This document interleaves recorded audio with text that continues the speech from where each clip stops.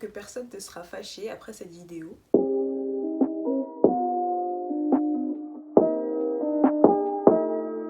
Salut tout le monde, j'espère que vous allez bien. On se retrouve aujourd'hui pour une nouvelle vidéo qui ne sera pas vraiment un tag mais qui est inspiré d'un tag. Je sais pas si vous l'avez déjà vu passer, mais c'est le tag anti-to be read list. Donc en gros les livres qu'on n'a pas forcément envie de lire, qui ne nous font pas forcément envie, mais en voyant les questions du tag, je me suis dit que j'allais pas exactement faire le tag parce qu'il y a des questions auxquelles je n'aurais pas de réponse, donc ce serait dommage. Mais j'ai quand même voulu reprendre le concept tout simplement en parlant des livres qui ne m'attirent pas du tout et que j'ai pas spécialement envie de lire. Je tiens quand même à faire un petit disclaimer avant que cette vidéo commence. C'est vraiment personnel, c'est mon avis à moi, des livres que je n'ai pas envie de lire.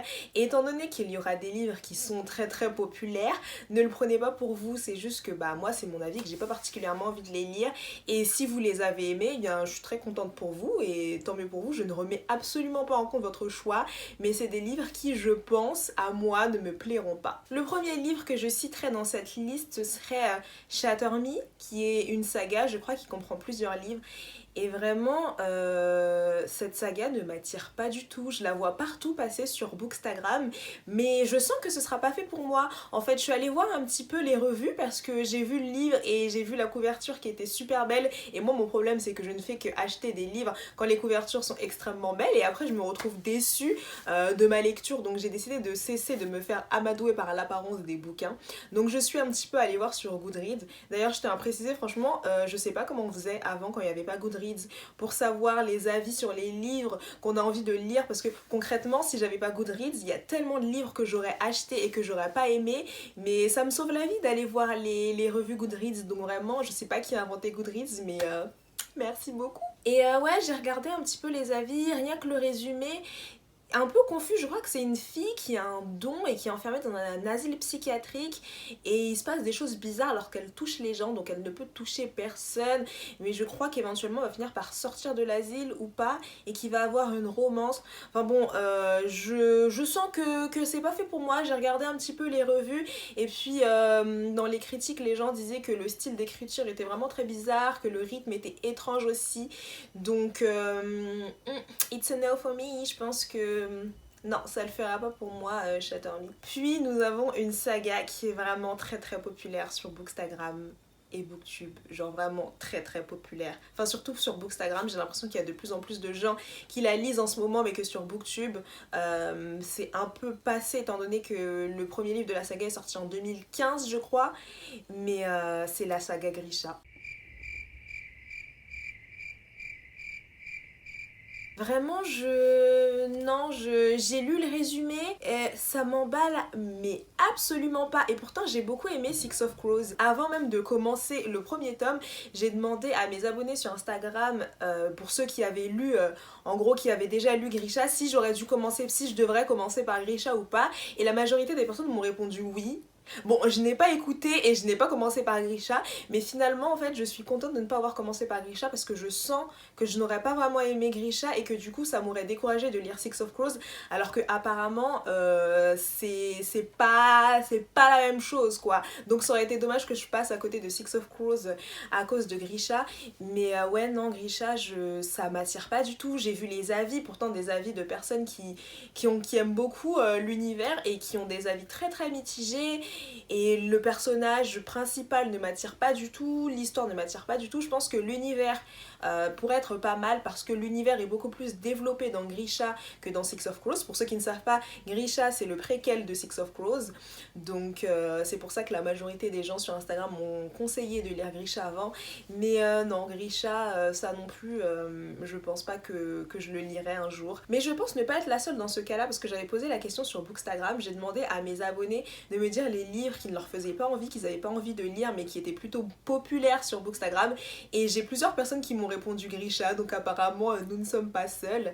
Mais de ce que j'ai compris de Grisha, c'est que pour cette saga là c'est un peu plus young adulte, même si Six of Crows est quand même catégorisé en young adulte, c'est un peu plus mûri entre guillemets, Mais ouais, je pense peut-être que Grisha ce serait trop jeunesse pour moi. Enfin, je sais pas, mais je pense pas que je les lirais. Après, comme je le dis toujours, il ne faut jamais dire jamais. Il y a peut-être des livres dans cette liste qui un jour me donneront envie, mais personnellement, je pense pas. Je pense pas. Je crois que dans le tag, il y avait une question qui était quel auteur as-tu déjà lu mais que tu ne veux plus lire dans le futur?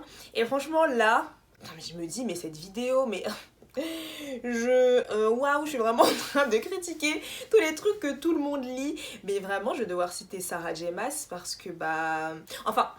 Je la cite, même si je lui laisse une seconde chance. Parce que bon, comme vous le savez, je n'ai pas aimé Akotar, mais je pense lui laisser une deuxième chance en lisant le tome 2. Bon, je sais déjà ce qui se passe dans le tome 2, mais je vais quand même le lire, notamment parce qu'on me harcèle sur Bookstagram pour que je le lise. Donc je pense que je vais lui laisser une deuxième chance et le lire. Mais il y a aussi Keleana, que j'ai déjà acheté, qui est dans ma bibliothèque et qui attend sagement que je le lise. Donc franchement, là, ce sera l'ultime chance en fait de Sarah J. Maas. Si j'aime pas Keleana, c'est dead. Mais je pense que même si j'aime Keleana, je lirai pas ses autres livres. Par exemple, Crescent City. Je sais que Crescent City est hyper populaire, que tout le monde kiffe, mais là aussi, j'ai vu beaucoup de gens lire Crescent City directement en VO lorsqu'il est sorti. J'ai vu pas mal d'avis mitigés aussi.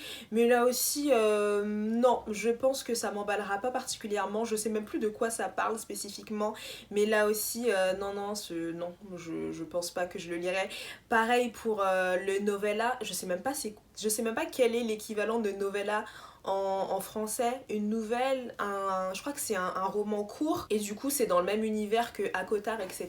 Et c'est les événements qui se passent après le tome 3 il me semble, mais lui aussi je suis certaine de ne pas le lire parce que autant je me dis que je lirai peut-être le tome 2 et le tome 3, mais celui-là, le novella, c'est sûr et certain que je le lirai pas. Déjà j'ai vu les avis et même les fans de Akotar l'ont trouvé pas ouf du tout. Alors moi qui ne suis pas particulièrement fan, je suis pas certaine que j'apprécierais en fait.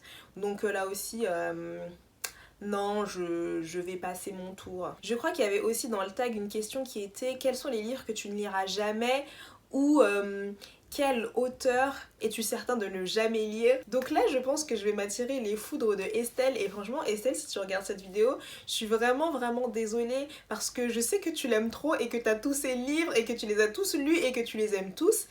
Mais vraiment, je vais devoir citer Jennifer L. Armentrout parce que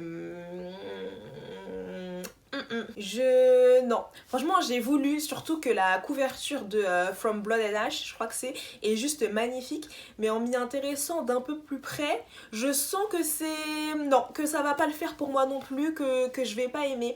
Et elle écrit souvent des livres un petit peu en relation avec le surnaturel, où il y a beaucoup de romances, donc déjà le fait qu'il y ait beaucoup de romances c'est mort pour moi, mais en lisant un peu les avis je pense que ça n'irait pas du tout, que ce soit Lux, que ce soit Covenant, que ce soit From Blood and Ash, non, ça n'ira pas pour moi. Et encore une fois, je suis allée vérifier un petit peu sur Goodreads parce que je commence maintenant à identifier ce que je n'aimerais pas dans un livre et ce que j'aimerais. Et en regardant les revues, je pense que ça n'ira pas du tout. Apparemment, c'est l'histoire d'une fille qui a été choisie par les dieux et qui est vierge et qui ne peut toucher personne, donc elle ne peut jamais avoir d'histoire de romance. Mais il y a des rebondissements qui se passent. Enfin, je sais pas, c'est un peu confus, mais d'après ce que j'ai vu dans les revues, les gens non plus qui ont lu le livre ne savent pas trop ce qui se passe.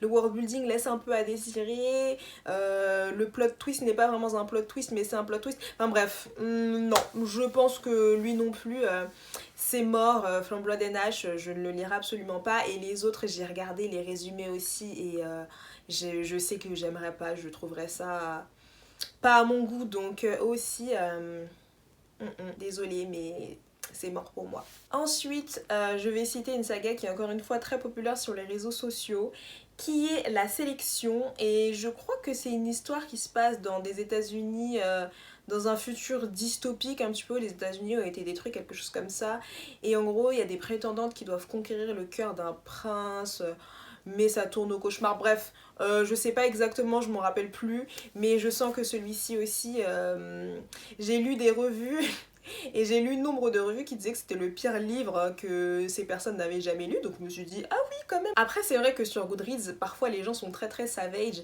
c'est-à-dire qu'ils ont vraiment pas la langue dans leur poche et ils ont absolument aucune pitié. Donc c'est vrai que je lis les revues, mais je lis les revues aussi positives que négatives, mais je pense que là ça me plaira pas non plus. Je pense que ce sera trop young adulte et qu'il y aurait déjà un petit goût de déjà vu. Enfin j'ai vu que le world building était pas super, que les noms étaient bizarres.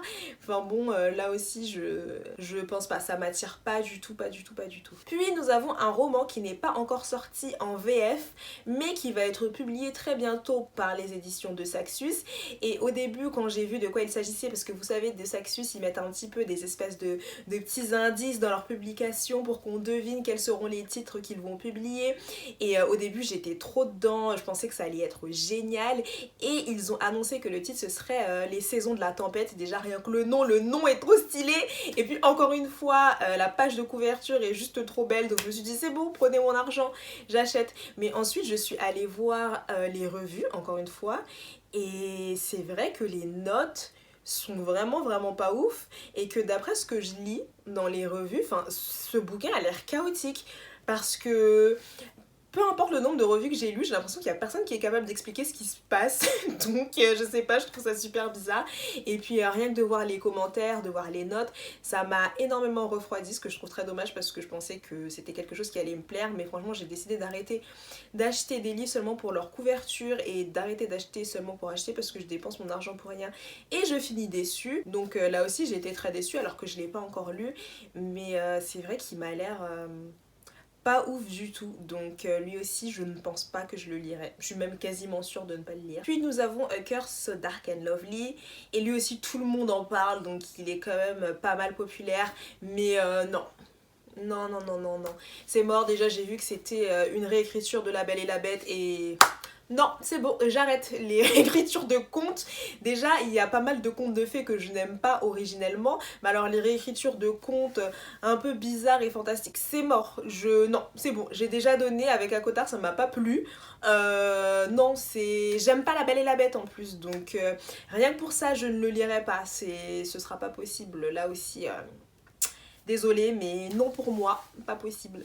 Puis je pense qu'il est important de citer Fifty Shades Freed, 50 nuances plus claires, je crois, qui est le 3e tome de la saga 50 nuances de Grey, ainsi que Grey, qui est le 1er tome du point de vue de Christian Grey. Bref, non. Genre non, jamais. Déjà je ne sais pas comment j'ai fait pour tenir 2 livres. Bon, le premier livre, voilà, je l'ai lu, j'avais 17 ans. Bon, c'était au moment où il y avait une effervescence, 50 Shades, etc. Le deuxième livre, je l'ai lu aussi, je ne sais même plus comment il se termine. Je crois que je ne l'ai pas lu en entier parce que j'en pouvais plus. J'ai eu juste un ras-le-bol, c'était juste plus possible. Mais alors le 3e tome, je suis sûre et certaine que je ne le lirai absolument jamais. Et pareil pour Grey. Franchement, je pense que je ne lirai plus jamais de cette autrice. Je ne sais pas si elle va écrire d'autres livres. À mon avis, elle a pris son argent et là, c'est bon, sa retraite est assurée. Mais non, c'est juste pas possible. Enfin, j'ai pas l'habitude de dire ça, mais c'est terriblement mal écrit. Enfin, chaque auteur a sa plume, a son style et tout, mais c'est vraiment terriblement mal écrit. Même quand j'avais 17 ans et que j'y connaissais... Enfin, je lisais, mais bon, j'étais pas particulièrement une experte. Je dis pas que je suis une experte maintenant, mais bon, j'ai grandi, j'ai mûri, etc. Mais même à l'époque, je savais que c'était mal écrit. Donc, rien que m'imaginer relire un de ces bouquins maintenant, non, c'est pas possible. Non, et puis je ne m'attarderai même pas sur les personnages, sur la relation toxique et sur tout ce qui s'ensuit. C'est juste... il est absolument hors de question que je relise ces livres. Là, vraiment, pour le coup, c'est vraiment un jamais. C'est dead, genre dead, jamais. Sauf si on me paye. Là, bien sûr, oui, je le lirai. Mais sinon, non. Absolument hors de question. Et pour terminer, nous avons un livre qui était dans ma pile à lire, enfin que je pensais que j'allais acquérir au moment où il serait traduit en français, mais après les revues que j'ai vues, il en est absolument hors de question et il s'agit de Serpent Dove. Franchement, Après avoir vu la revue de Read with Cindy et la revue d'autres youtubeuses américaines ou anglaises, je sais avec certitude que je ne lirai pas ce livre. Apparemment c'est l'histoire d'une fille qui est une sorcière au Moyen-Âge et en fait être une sorcière c'est très très mal vu, donc elles sont chassées et elle va se déguiser en homme pour ne pas se faire reconnaître, mais en même temps c'est très étrange parce que lorsque les sorcières font de la magie, elles ont une odeur, enfin elles émettent une odeur particulière. Et elle va rencontrer un homme qui se trouvera être un chasseur et d'une manière ou d'une autre ils vont se retrouver mariés et apparemment la raison pour laquelle ils se retrouvent mariés n'a absolument aucun sens. Et puis le dénouement est très très bizarre également. La romance est extrêmement étrange parce que le mec la déteste fondamentalement parce que c'est une sorcière et que lui est un chasseur de sorcières, mais bon apparemment à la fin il ne l'appellera plus ça mais elle, donc ça change tout et donc ça veut dire que leur histoire d'amour est valide. Et il y a aussi le fait que la meilleure amie de cette sorcière est une sorcière noire qui s'appelle Coco. Donc comment dire que quand j'ai su ça j'étais...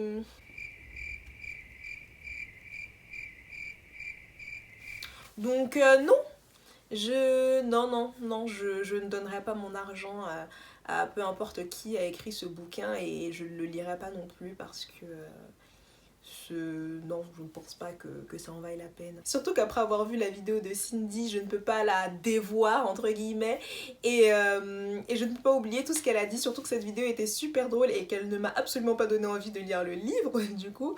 Donc là aussi, non, non, je ne pense pas que ce sera possible.